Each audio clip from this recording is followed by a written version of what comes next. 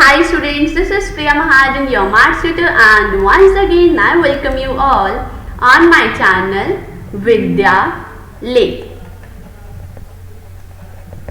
So, जैसे कि students मैंने आपको लास्ट वाले सेशन में डिस्कस करा था कि आज हम स्टार्ट करेंगे objective type question, subjective type question, मतलब क्वेश्चंस का पैटर्न स्टार्ट करेंगे। लास्ट वाले वीडियो में मैंने आपको क्या डिस्कस करा था, हमने nature of the roots discuss कर लिए थे कि कैसे हम फाइंड कर सकते हैं कि रूट्स किस टाइप के होंगे, किस तरह से फाइंड कर सकते हैं, वो हमें डिस्कस हो जाता by using discriminant, that is by finding d which is b² - 4ac, right. अब आज हम स्टार्ट करेंगे क्वाड्रेटिक इक्वेशंस के objective type questions. So the first question is equation of x + 1 whole square - x² is equal to 0 has number of real roots equal to.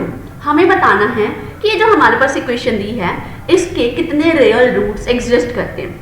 अब students यहाँ पे सबसे पहले तो देखो, अगर तो हमारे पास ये -x² नहीं होता, अगर ये हमारे पास -x² नहीं होता तो मेरे को पता था कि ये क्वाड्रेटिक इक्वेशन बन जाएगी, तो इसके 2 रूट्स आएंगे। अब वो रियल या इमेजिनरी वो हम बाद में डिस्कस करते हैं, b² - 4ac फाइंड करने के बाद हमें पता लगता है, राइट। अब बट यहाँ पे क्योंकि -x² हो रहा है तो इसको मैं एक्सपैंड करूँ तो ये हमें पता है a + b² की आइडेंटिटी बन जाती है a² + 2ab + b², राइट। सो ये आइडेंटिटी बन जाती है। सो ये देखो यहाँ पे x + 1 होल स्क्वायर क्या बन जाएगा, x² + 2 × 1 × x, that is 2x + 1। इसमें माइनस कर देंगे हम जब x², तो यहाँ पे माइनस कर दिया x², तो ये x² कैंसिल, तो x + 1 होल स्क्वायर - x², इसकी वैल्यू क्या आ गई 2x + 1। अब इसके रियल रूट्स फाइंड करना है, मतलब ये पार्ट हमें दिया है इक्वल टू 0, तो दैट इज ये भी क्या होगा इक्वल टू 0 आएगा। सो यहाँ से क्या आ गया 2x + 1 = 0, तो x की वैल्यू क्या आ गई -1/2, राइट। सो ये कितनी वैल्यूज आई हैं, एक ही वैल्यू आई है। अब यहाँ से हमें सॉल्व करने की भी जरूरत नहीं थी क्योंकि हमें तो बस ये पूछा कि कितने रियल रूट्स आएंगे। तो हमें क्योंकि पता है क्योंकि ये लीनियर इक्वेशन है तो लीनियर इक्वेशन के नंबर ऑफ रूट्स कितने एग्जिस्ट करते हैं 1। सो हम वहीं से बता देंगे कि 1 रियल रूट एग्जिस्ट करेगा। So option 1 is the correct one. Clear, wonderful. Now coming to next question. So the next question is the roots of the equation 100x² - 20x + 1 = 0 are. कौन कौन से रूट्स इसके होंगे, 1/20, 1/20, 1/10, 1/20, 1/10, 1/10 और none of the above. So यहाँ पे देखो, अगर मैं यहाँ पे factorise by splitting the middle term use करते तो क्या बने, मुझे ऐसे कोई 2 नंबर्स फाइंड करने हैं जिनको ऐड करने पे, जिनको मैं ऐड कर रही हूँ तो मेरे पास -20 आए, और मल्टीप्लाई कर रही हूँ उन्हीं दोनों नंबर्स को तो क्या है 100 × 1, दैट इज 100 आएगा।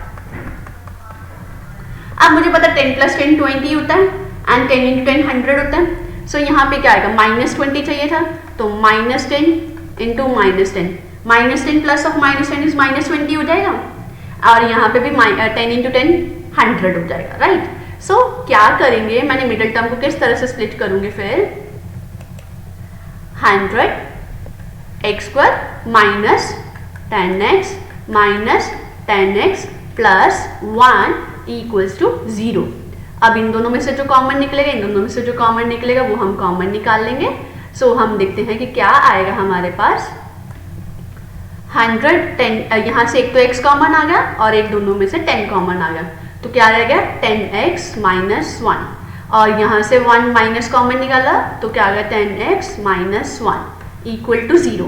अब मैंने आपको बताया था कि अगर ये जो पार्ट है सेम आ रहे हैं, साइन में के सेम आ रहे हैं, तो हम कहेंगे कि ये क्या आ रही है हमारे पास करेक्ट सॉल्वर है। सो यहाँ से क्या आ गया 10x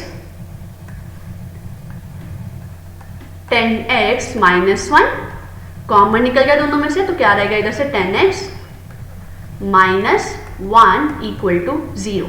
अब प्रोडक्ट 0 तो दैट इज ईदर 10x - 1 ये वाला 0 होगा और 10x - 1 सेकेंड वाला 0 होगा। सो यहाँ से क्या कि x की वैल्यू आ गई 1/10, यहाँ से भी x की वैल्यू क्या आ गई 1/10। So 1/10 1/10, so option C is the correct answer. Clear हो गया सबको? सो ये था कैसे हमने फाइंड करे इसके रूट्स और हमें ये आंसर क्लियर हो गया। ठीक है, सो ये था कैसे हम सॉल्व करेंगे। आगे हम सॉल्व करते हैं next question. So next question हमें क्या दिया है, सम ऑफ टू नंबर्स इज 27, कि अगर हम दो नंबर्स को ऐड कर रहे हैं तो 27 आएगा और उन्हीं दोनों नंबर को मल्टीप्लाई कर रहे हैं तो 182 आएगा। तो हमें बताना है कि हमारे पास वो नंबर्स कौन से होंगे। तो स्टूडेंट इसको ना इजी वे से हम पूरा सॉल्व करने की जगह ना हम ऑप्शंस को एलिमिनेट करना स्टार्ट करेंगे। सो मुझे पता है कि कोई भी ऑप्शंस लूंगी उनको सम करने पे तो 27 चाहिए और मल्टीप्लाई करने पे 182। सो सबसे पहले हम देख लेते हैं कि क्या किसको सम करने पे 27 आ रहा है। इन दोनों को सम करूंगी 25 आ रहा है, ये नेग्लेक्ट हो गई, ये तो हो ही नहीं सकता। अगर मैं इन दोनों को ऐड करी तो 13 + 14 27 आ रहा है, ये हो सकती है। 12 + 15 भी 27 आ रहा है, तो ये भी हो सकती है। ये 37 बन रहा है, तो ये नहीं होगी। तो मतलब हमें चेक करना है कि इन दोनों में से कोई भी एक आंसर हो सकता है, क्योंकि दोनों का सम 27 आ रहा है। अब हम क्या चेक करेंगे कि प्रोडक्ट भी हमें चाहिए था 182। अब यहाँ पे देखो हमें पूरा सॉल्व करने की जरूरत भी नहीं है, हमें पता है 3 × 4 यूनिट टर्म में 2 आएगा, तो ये हो सकता है क्योंकि इसके भी यूनिट टर्म में 2 है। 2 × 5 यूनिट टर्म में क्या है 0, तो ये तो नहीं हो सकता क्योंकि यूनिट टर्म में हमें आंसर में 0 नहीं 2 चाहिए था। सो करेक्ट आंसर कौन सा हो गया, 13 और 14। सो इधर कैसे हम शॉर्टकट वे से हम सॉल्व कर सकते हैं, हमें पूरा फाइंड करने की जरूरत नहीं है। अगर आपको वो भी फाइंड करना पड़े तो आप कैसे कर सकते हो, यहाँ से b की वैल्यू निकाली 27 - a और यही b की वैल्यू इसमें सब्सटीट्यूट करी। सो क्या बन गया, a × 27 - a = 182, which is 27a - a² = 182 और a² - 27a + 182 = 0।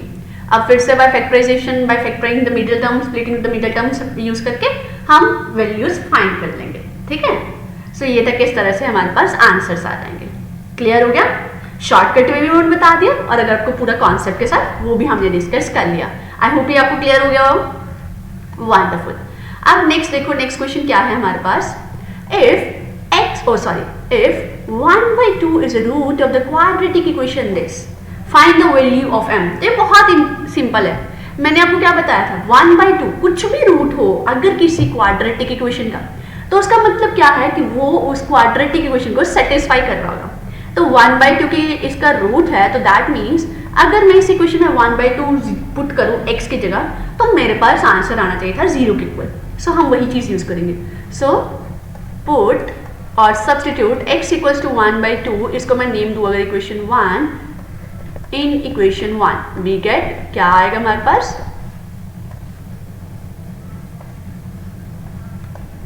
सो x की जगह सब्सटीट्यूट करा 1/2, सो 1/2² माइनस m, x की value 1/2 minus 5/4 = 0। 1/2² is 1/4 minus m/2 minus 5/4 = 0। Now minus m/2, इन दोनों को हम सॉल्व करें तो ये क्या आ गया हमारे पास, एलसीएम तो आ जाएगा 4 एंड प्लस यहाँ पे लगाए थे +1 - 5, तो ये आ गया 1 - 5। So minus m/2 minus 4/4 which is 1 = 0। Minus m/2 is equals to 1 और हमारे पास क्या आ गया, m क्या आ गया -2। सो यही हमें फाइंड करना था, that means option B is the correct one. समझ आ गया ये कैसे फाइंड करा?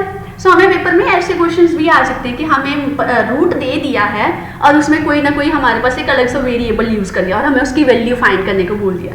तो हमें ऐसे क्वेश्चंस भी आ सकते हैं, हमें इसके बारे में भी पता होना चाहिए। तो बहुत सिंपल होता है, हमें पता है कि अगर रूट दिया है तो मतलब वो रूट क्या होगा, उस इक्वेशन को सेटिस्फाई करता होगा। सेटिस्फाई करने का मतलब क्या होगा कि हमें उस इक्वेशन की वैल्यू आंसर सॉल्व करके 0 ही आता होगा अगर हम उसमें पुट करते तो, है ना। तो वो हमने उसको 0 के इक्वल लेके हमने क्या करा, x की जगह वो वैल्यू सब्स्टिट्यूट कर दी जो कि उसका रूट था, तो हमारे पास आंसर आ जाता है। समझ आ गया भाई? क्लियर हो गया सबको? Okay, wonderful, super. ओके, सो अभी हमने डिस्कस करे 4 ऑब्जेक्टिव टाइप क्वेश्चंस डिस्कस करे हैं, हमारे पास बहुत सारे हैं। सो हम नेक्स्ट वाले वीडियो में और ऑब्जेक्टिव टाइप क्वेश्चंस डिस्कस करेंगे। So for that stay tuned, bye bye, have a great day.